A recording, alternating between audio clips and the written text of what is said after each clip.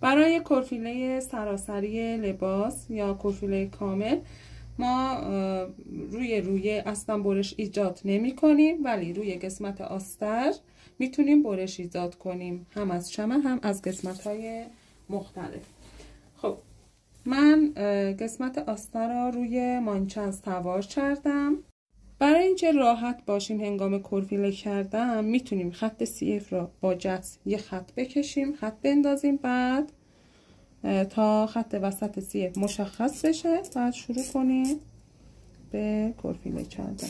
بعد پارچه کار شده‌مو به این صورت روی آستر قرار میدم و شروع میکنم به کرفیله. برای کرفیله هم میتونیم از بخار اتو کمک بگیریم، هم با دست میتونیم کرفیله رو انجام بدیم. همونطور که مشاهده میکنید روی پارچه روی به این صورت طرحهایی هستش که مشخصن.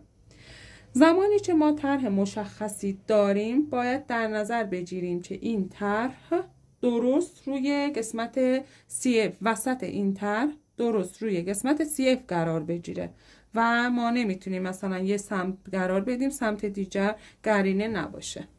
هنگام کرفیله ما باید از هر جهت، از هر دو سمت شروع به کرفیله کنیم، یعنی اینکه نباید کرفیله یه سمت انجام بدیم بعد قسمت بعد، از هر جهت باید کرفیله را انجام بدیم. به این صورت وقتی من این قسمت زیر سینه را میخوام بخوابونم، قسمت دیگه هم باید همین کار رو انجام بدم. به این صورت میتونیم از حرارت اتو هم کمک بگیریم.